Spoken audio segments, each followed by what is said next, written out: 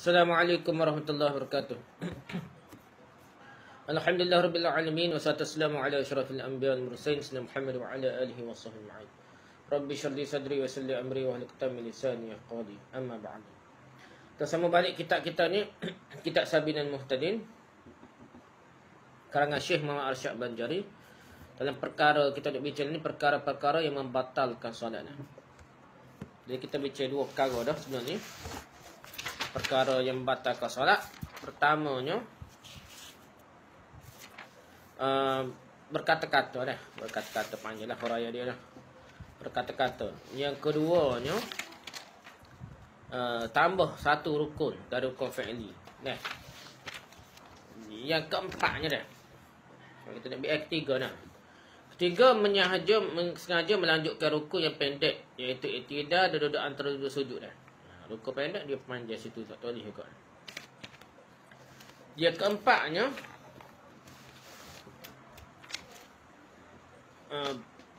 memperbuat satu perbuatan yang keji, seperti melompat sekali dengan dengan langkah yang panjang lah. Maka solat yang batal sekalipun diperbuatnya kerana lupa dah.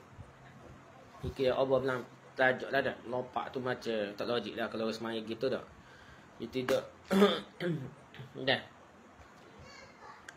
Kalau doa lalu tu siapa kau kata macam ke semaya tu, dia kata walaupun lupa pun batal jugalah kalau kuat sangat dah. Langkah yang panjang jauh sangat dah, pelik lah.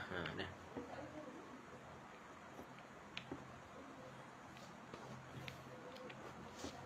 Okey, lepas tu yang kelimanya mengerjakan perbuatan selain dari jenis perbuatan solat. Buat perbuatan bukan jenis perbuatan semaya lah.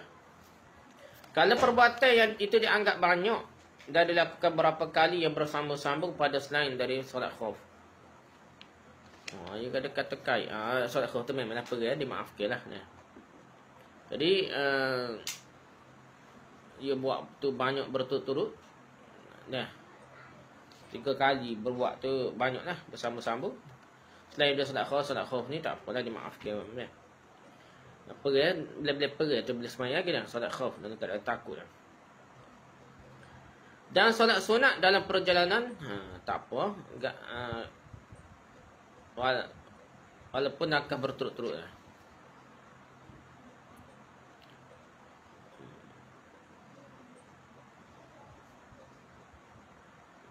Jadi solat tu dalam perjalanan itu solat sunat lah. Solat sunat tu tak apa gerak pun dah. Dalam perjalanan atas auto atas gapo tu gerak tak apa dah.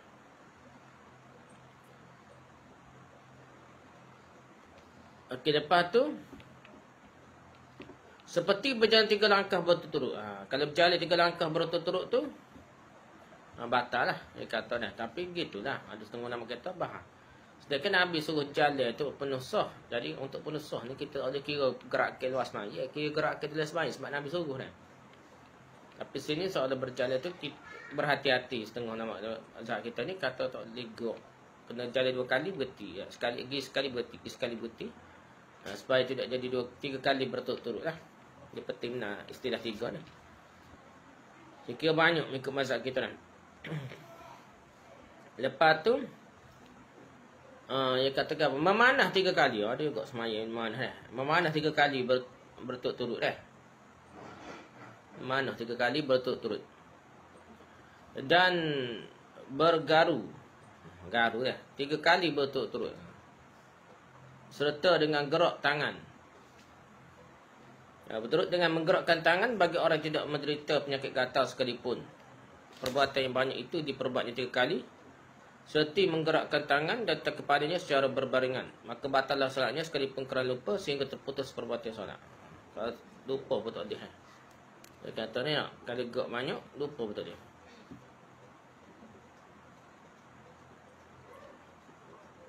Maka kalau gerak tangan, gerak kepala sekali. 2 tangan gerak, ni jadi 3 kali lah. Jika batas semuanya dah. Itulah mengikut pendapat kita syadik dah buat gerak ni. Okey, seterusnya. Adapun pada orang yang ada padanya penyakit gatal yang tidak mampu menahan dirinya dari tidak menggaru dah. Maka tidaklah membatalkan solatnya sekalipun menggaru lebih daripada 3 kali berturut-turut atau lebih kerana darurat. Dia kata tak batal. Orang bin Afiq kata tak lalu dah. Jadi orang ni lebih dari 3 kali berturut-turut pun tidak batal dah. Kerana darurat dah. Menarik tangan dari tempat yang digaruk dan kembali lagi dengan secara bersambung-sambung dianggap hanya sekali saja dah. Kalau kita pegang, tarik sekali ya dah. Demikian juga dengan mengangkat tangan. Okey. Tarik. Contoh tergaru dah. Tergaru sini naik balik dah. Tu baru sekali dah. Ni turun naik tu baru sekali kata dah. Demikian juga dengan mengangkat tangan. Mengangkat tangan dari tempat yang digaru, meletakkannya pada tempat yang digaru ya. Dah. Pergi baru sekali ya.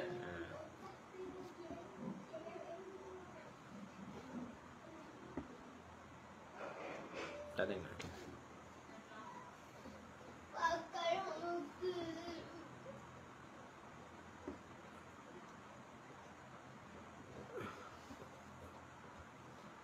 Lepas tu sedang dihitung selangkah ialah dengan pindah ke sebelah kaki. Setelah itu dipindahkan pula kakinya sebelah. Jadi kaki kanan pergi contohnya.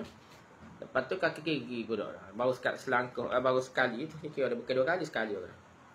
Maka dianggap langkah yang kedua baik diletakkannya bertepatan dengan kakinya sebelah atau diletakkannya lebih ke muka atau ke belakang. Nah, itu kira sekali dah. Kira selangkah bagus tu. Inilah yang diperkuat oleh Syekh Ibn Hajar dalam kitabnya Tufah dan Syekh Ibn Hajarnya dalam kitabnya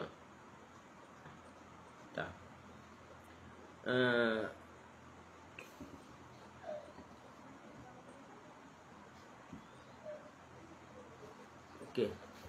Jadi ini dari iktimakkan oleh Syekh Ibn Hajar dalam Syarah Ubab dan Syarah Mukhtasar Bakhadar gitu dah.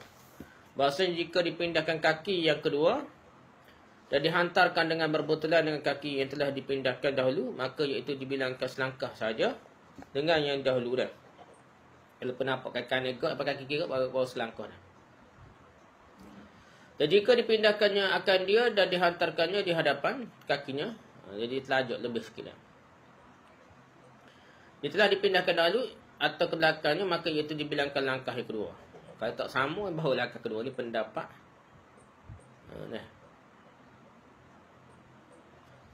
Apa? Inna Hajar Allah Ta'ala. Jadi kena sama rata dah. Kalau pergi ke depan, hak ni langkah ni, hak ni langkah depan, dia kira 2 kali. Kalau pergi selangkah, lepas tu hak tu pergi sama rata dah. Kaki kiri tu sama rata kaki kanan, dia kira macam selangkah. Memang ada dalil tahu, tak ada dalil. Kalau kira tak ada dalil dah. Kiranya lebih baik. Kira kalau hak tu semaya tu, kira kalau perbuatan semaya, tak kira geruk banyak lah. Hak ni tolihnya geruk yang tidak disuruh oleh agama dah. Sedangkan Nabi suruh penusah tu maksudnya bukan pergerakan luas semaya, tu pergerakan semaya tu tak.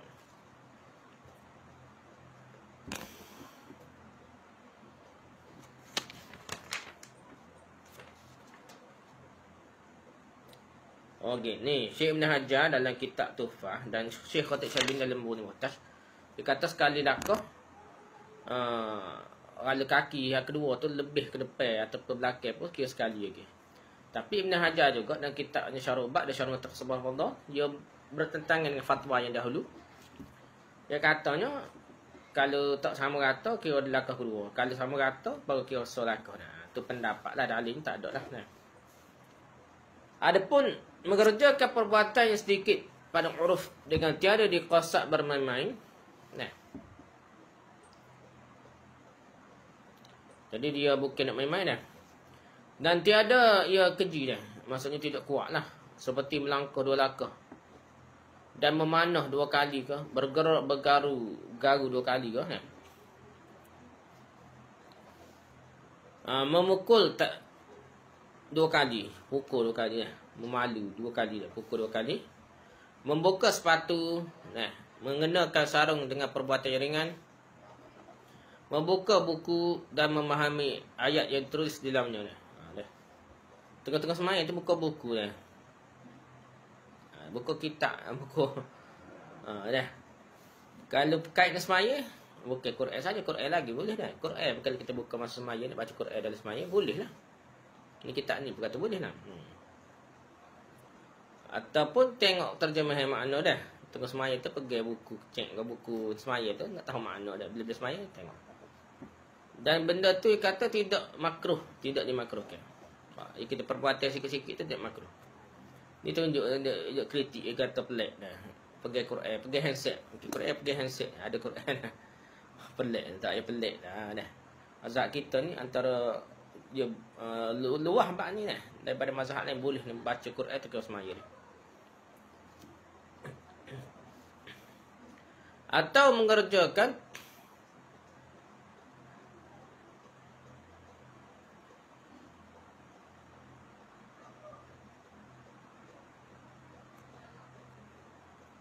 ni kata makruh, ni kata tidak ada makruh kan. Ada dua. Ni kata makruh, dalam buku ni tak ada pula dah.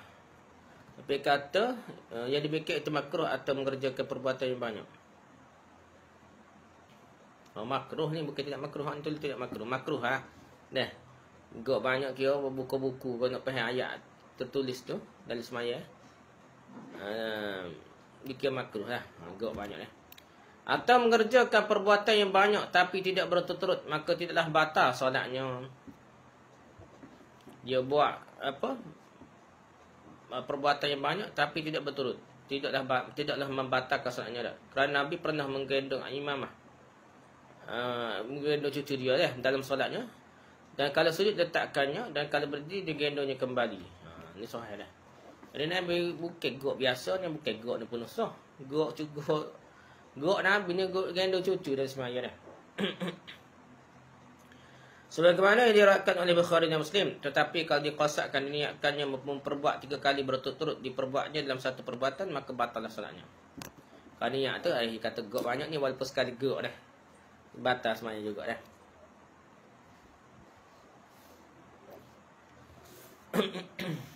Syekh Ramli Syekh Ramli dalam kitabnya bernama Nihayah mengatakan yang seperti itu dikiaskan dengan batal solat kerana menuturkan huruf. Dia kias dengan tak boleh kecek dah. Dilarang berkecek perbuatan begitu dah. Dia kata gitulah. Dan kalau dia ragukan apakah perbuatan itu sedikit atau banyak, 2 kali, 3 kali kelebih kau dah, maka dianggap sedikit. Penambah sedikit. Nak suruh anggap sedikit dan nak tambah ilmu lah. Kita nak suruh berasa sedikit, tak jadi waswah, kita nak tambah ilmu, bahawa mazhab lain tu gerak. Selagi tak pelik nampak bukan semaya, maka perbuatan itu banyak pun makruh saja, tak siapa lah tahap batas semaya dah. Baru kita rasa boleh pakai kaedah ni. Dengan pendapat mazhab kita saja jadi waswah dah. Sedang perbuatan yang banyak ringan dihubungkan dengan perbuatan sedikit seperti berapa gerak.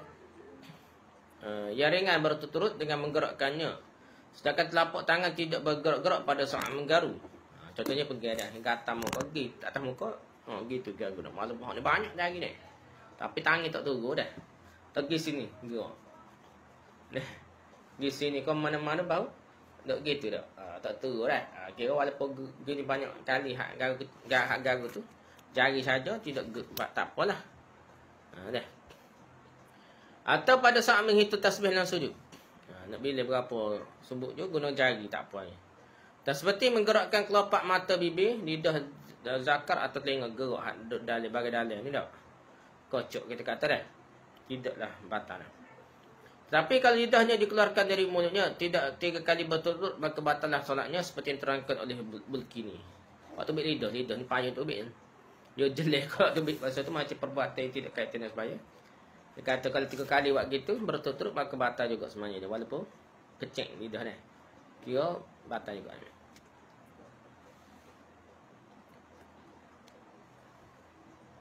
Nah, begini kata gitulah. Terkadang disunatkan perbuatan yang sedikit seperti membunuh ular, membunuh tumak, tetapi hendaknya jangan membawa bangkai tumak pada tubuhnya atau pakaiannya. Dan jangan pula menyentuhnya, namun dimaafkan kerana darahnya yang sedikit. Darah dia terpecik sikit-sikit tu dimaafkan. Jadi boleh kata ular lah, siapa mampu kata pun lebih kali pun boleh, kerana benda tu darurat lah. Mazhab kita pun boleh lah. Haram membuang bangkai kutu busuk atau yang seumpamanya ke dalam masjid. Dah, kalau benda-benda cuma agak apa, tak boleh jual masjid. Dan membunuh di lantai masjid sekalipun darahnya sedikit. Tetapi membuang kutub busuk yang hidup dalam masjid dan menguburkannya dalam masjid pada zahirnya menurut fatwa Imam Nawawi diperbolehkan. Jadi zaman dulu masjid tak tanah. Semaya Nabi tak tanah. Anggap tanah tu najis gua. Memang Nabi semaya tak tanah gitu. Bukan bozek, bukan telan ya. Bukan ada tika apa? Ada kapek tebalan ya. Dulu semaya atas tanah gitu ya, pasir gitu dah. Jadi dia kubur. Kalau benda-benda cemah, dia boleh kubur dalam masjid dulu. Dan masalah kapek dah. Dan menurut zahir perkataannya dalam kitab Jauhar diharamkan. Kalau kita buat benda tu kotor, diharamkan. Namun diperkuatkan oleh Ibn Hajar yang kitabnya Tufah. Yang pertama dah. Maksudnya pertama tidak boleh lah kataan dalam masjid. Dan berbeza dengan pendapat Syirani dalam kitabnya yang memilih yang kedua. Itu tak boleh haram lah. Buat benda-benda kotor di darah ke apa. Kutu ke. Dia kata ni darah lah. Tak boleh buat dalam masjid. Buat luar masjid lah. Yang keenam dah. Yang keenam, makan dan minum sekalipun sedikit melainkan makan yang sedikit kerana lupa bahawa ia dalam keadaan solat ataupun jahil. Kalau makan lupa dalam keadaan solat boleh lah. Makan yang sedikit je. Tapi kalau makan tak sedikit banyak tak boleh lah dah. Akan haramnya jahil solat lupa bahawa dia dalam keadaan solat lupa ataupun haram ataupun jahil akan haram makan minum dalam solat, maka dia tersolat lagi dah. Dan dimaafkan kerana jahil terhadap yang seperti itu kerana baru masuk Islam ke, dimaafkan. Atau lebih-lebih jauh dari baik ulama, contohnya dari hutai mana dah, maka tidaklah batal solatnya, dimaafkan. Kerana uzur lah, kerana uzur. Kerana tak tahu payah nak ngaji dia. Berbeza dengan makan dan minum yang banyak, maka batallah solatnya sekalipun lupa ataupun jahil. Hanya tidak batal makan yang banyak kerana lupa dalam puasa. Kerana dalam puasa tidak ada perbuatan yang perlu diingatnya seperti dalam solat. Jadi puasa ni kalau kita teringat makan habis pinggan nasi ni, baru teringat puasa lagi ni, teringat. Jadi tetap puasa tetap payah. Tak batal puasa lah, maksudnya esok lagi puasa dia kan lupa. Dan bukan kerana kelalaiannya dah. Nah, jadi semaya ni tidak seperti puasa lah. Semaya ni kena ingat gapo dia buat lah. Dan bukan kerana lalai je, yang berbeza dengan solat. Jadi puasa ni dia lalai sikit tak apalah, dia beza dengan solat.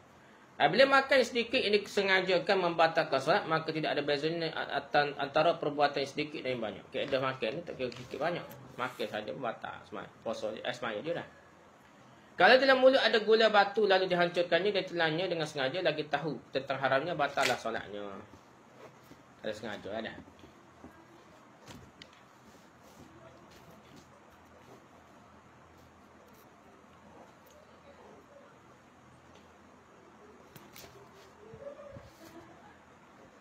Habis itu lah. Sekarang yang ketujuh lah. Tuan saya buat satu serukun qauli seperti Fatihah atau rukun fi'li seperti i'tiqad. Sudah lah. Rukun qauli dia Fatihah, rukun fi'li dia i'tiqad tu dia buat dah. Dan ragu dalam niat takbiratul ihram. Masalah ni ragu dalam niat takbiratul ihram kan. Sedangkan utama kan. Seperti ragu apakah berniat dalam takbiratul ihram, apakah di bawahnya niatnya sempurna atau apakah di bawahnya sebahagian dan dari syarat atau lama masa ragunya pada yang tersebut di atas. Maka manakala lama keraguan tentang yang tersebut di atas atau satu rukun sebelum hilang keraguan seperti keraguannya bersamaan dari permulaan melakukannya hinggalah kesudahannya, batallah solatnya. Kalau teringat di was-was dibaca ke takbir takbiratul ihram, maka kira tak ada lah dah. Kira macam tak start semaya. Batallah semaya dia dah.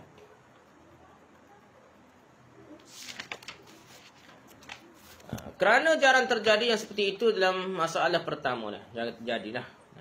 Dan kerana lalai meninggalkan pada masalah yang kedua sekalipun jahil. Jadi kalau masalah apa, ialah teringat ke apa, kalau dimaafkan kalau jahil lah. Tapi jika keraguannya hilang sebelum lama waktunya dan jaraknya sebelum memiliki rukun yang lain, maka tidaklah batal solatnya kerana banyak yang seperti itu terjadi. Jadi dia teringat, lepas tu dia terus kena ingat dah. Jadi dia kira ganti-ganti gitu lah.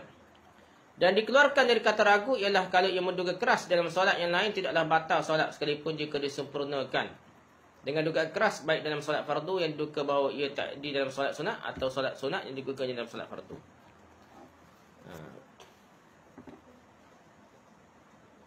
Jadi dia duga dari semaya lain, bukan semaya tu hak dia waswah, hak dia kata terbaca takbiratul ihram dia. Semaya lain. Jadi sahlah semaya, hak dia semaya tu dah. Okey, ke-8 pula.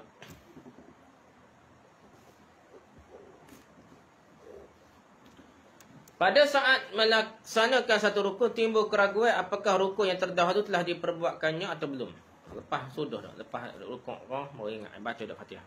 Lepas iktidah ingat ke rukun dia, ataupun lepas baca sujud ingat ke rukun ataupun iktidah dia. Umpamanya ragu dalam sujudnya apakah tertinggal iktidah atau ia tak sujud dalam keadaan ragu dengan sengaja maka batallah solatnya. Kerana yang wajib baginya pada saat sesuatu itu ialah kembali melaksanakan ragukan dengan segera. Kita ingat masa sujud tu kita ingat aku ni tak rokok lagi dah. Dia pun terus daripada sujud tu terus bangun duduk rokok semula dah. Duduk di lepas tu rokok semula kira ni baru start rokok. Lepas tu iktidah mula baru sujud mula.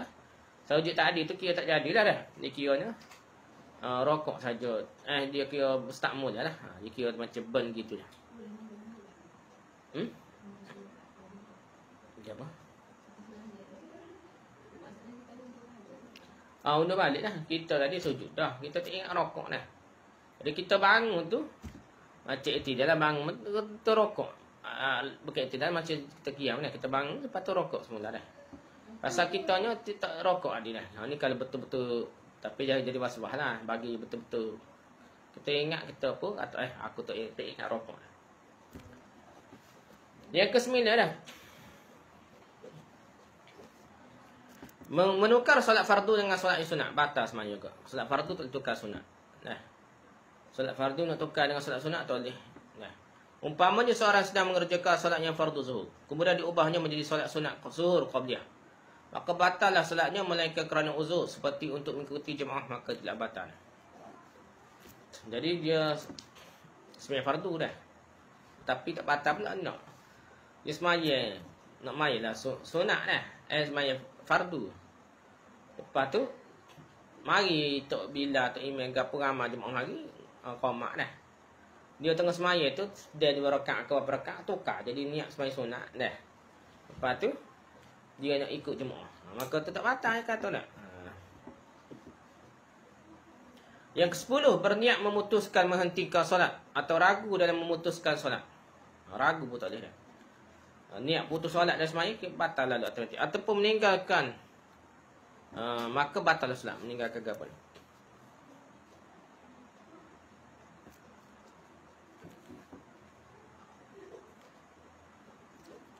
Jadi ke-9 ni, ke-9 tu.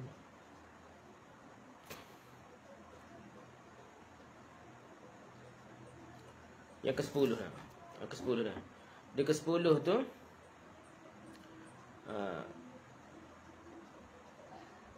jadi memutuskannya atau meninggalkan dia dah. Maka batal lah semayanya. Meninggalkan maksudnya tinggal perbuatan semaya dah. Benda lain dah. Batal lah semaya dah.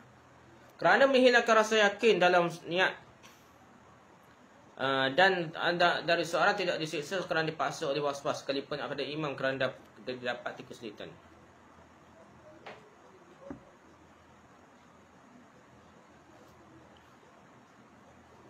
Jadi ianya dan dia kata gini, yang pentingnya tak boleh niat nak berhenti semaya tak boleh.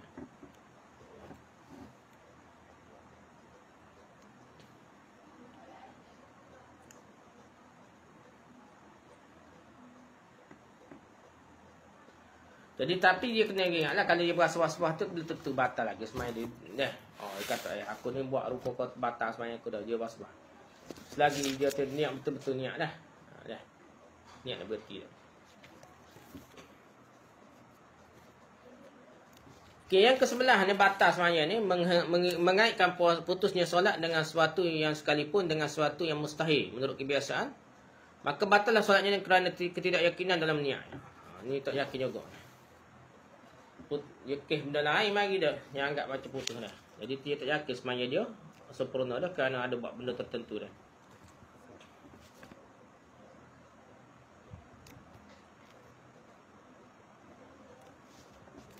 Kalau seorang berniat melakukan yang membatalkan solat, tidaklah batal solatnya melainkan apabila telah dilaksanakan perbuatan apa yang diniatkannya untuk membatalkan solat itu kerana belum memperbuatkan lagi yang membatalkan solat, kerana itu tidaklah mengurangi keyakinan dalam niatnya. Dia niat buat perkara batal solat, nak kecek aku nak makan, tiba-tiba sampai masa ni tak jadi dah. Jadi tak batal je solat. Berbeza dengan niat memutuskan solat, dia anggap mengurangi rasa yakin yang dapat membatalkan niat solat. Lain dengan orang niat dah nak tukar apa? Dah, tukar niat, dia batal lah. Sedangkan orang yang membatalkan solat tidak akan mempengaruhi solat kecuali sudah dikerjakannya. Habis yang ke sebelah.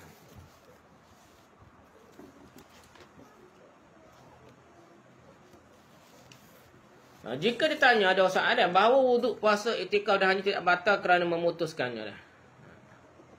Atau mensyaratkan terputusnya dengan sesuatu, maka apakah beza dengan solat? Jadi solat ni lain. Niat dah putus saja batal dah. Ragu-ragu Sabtu ke semaya atau batal dah semaya kita ni. Dia berasa gitu, betul lah. Tapi kalau puasa tak dah, selagi tak yakin. Jawabnya bahawa solat terlebih sempit bidangnya dari yang 4 tadi. Semuanya itu diambil dari perkataan Syekh Ibn Hajar dalam kitab Syarh Mukhtasar Al-Qadar dan dalam kitab Tufahnya. Okey, yang ke-12 perkara membatalkan solat. Berhadas dalam solat, batallah solatnya, baik hadas itu terjadi dengan sengaja atau tidak dah. Ketuklah biasanya. Maka barang siapa yang solat dengan menangguh hadas kerana terlupa, tidaklah sah solatnya, tetapi diberi pahala dengan qasatnya. Jadi kalau semaya hormat mati ke apa, Allah alam lah.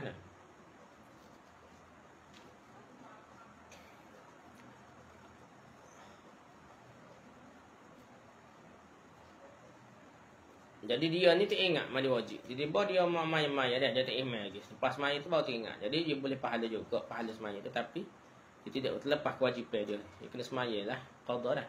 Dan dia tak perlu suruh makmum semaya belakang dah. Makmum tak tahu kan. Dan kalau berhadas di antara dua salam tidaklah batal solatnya. Contohnya Assalamualaikum warahmatullahi kan ni. Lepas tu ketuklah. Siapa kat Assalamualaikum yang kedua dah. Jadi dia kata ada perbeza pendapat juga, ada kata batal juga dah. Ada kata tidak batal solatnya. Sini kata tidak batal solatnya.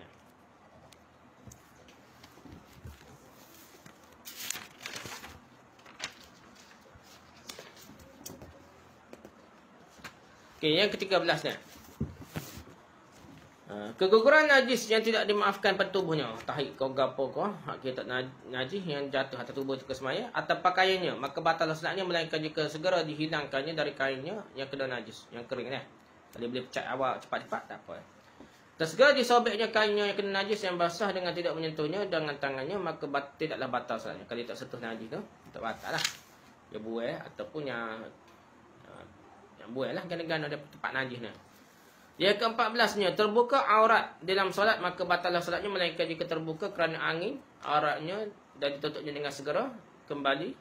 Dan tertutupnya kembali dengan segera pada ketika itu juga, maka tidaklah batal solatnya. Yang ke-15 ni, memalingkan dada dari setengah atau setengahnya dada dari arah kiblat dalam solat fardu selain dari solat khauf, atau dalam solat sunat yang lain dari sunat dalam perjalanan, maka batallah solatnya.